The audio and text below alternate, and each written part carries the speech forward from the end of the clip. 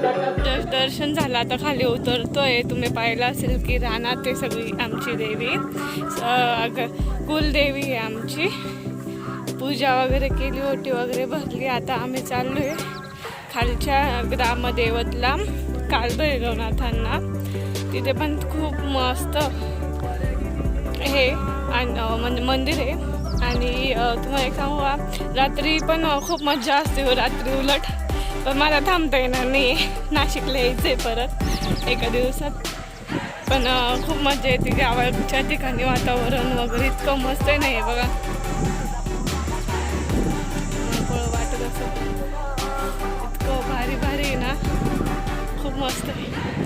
हवा पण खूप सुट्टी आहे, ऊन पण आहे, थंड पण आहे, वाटतंय.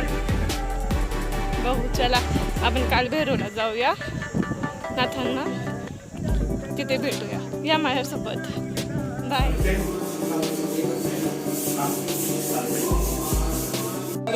कालभैरवनाथांचं दर्शन झालंय. आता हे मंदिर आहे, गाणं लावले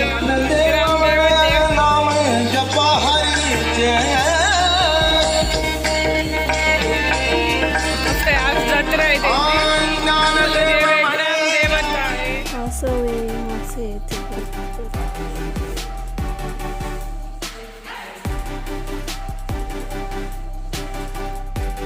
नमस्कार. मी आहे ना तुम्हाला बोलली होती ना की कालभैरवाचं दर्शन झालं. आता वाघजाई आणि तुळजाभवानी मातांचं दर्शन पाहिलं आपण, मी पण केलं.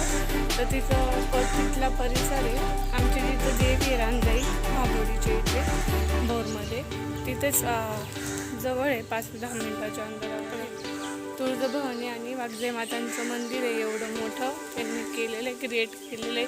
इतकं परिसर इतका भारी आहे, परिसर इतका शांत आणि भारी आहे. कावळे वगैरे, पक्षी आहे, झाडं झुडपं आहे, शांतता आहे, गार्डन.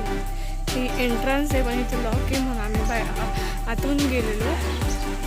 इतर गार्डन टाईप आहे, खूप मोठं आणि मस्त मंदिर आहे. आणि ते आपण तलावात पाहिलं आणि त्या तलावात 2-2 कासवं भरपूर होते कासवं. आणि हे पण होता, साप होता. पाहिला आम्ही, ते मोबाईलमध्ये कवर नाही झालं, पण कासव कवर झालं नाही का. भारी ना. आता चालू आहे नाशिककडे निघायला. आता येते परत नाशिकला डायरेक्टली बसमध्ये भेटू, नाही तर मग घरी गेल्यानंतर भेटू. आता बघू चार्जिंग कशी येते. ब्लॉग कंटिन्यू ठेवू. हाय गाईज, कधीच मला ब्लॉग काढता आला नाही आहे, कारण आहे ना मी खूप गडबडीत होती. बस चेंज केली आणि आता आम्ही म्हणजे आळे फाट्याच्या पुढे आता एका रेस्टॉरंटला थांबलो आहे. आम्ही म्हणजे ना भोरवरनं, म्हणजे आमच्या देवीपासून ते इथं स्वारगेटपर्यंत थांबलो. स्वारगेटच्या इथं बस भेटत नव्हती सिटी. नंतर वाकडला गेलो, वाकडपर्यंत सिटी बसमध्ये गर्दीमध्ये थांबलो. मोबाईल आणि लगेच आम्हाला आहे ना बस ही भेटली नाशिकची, डायरेक्ट नॉनस्टॉप.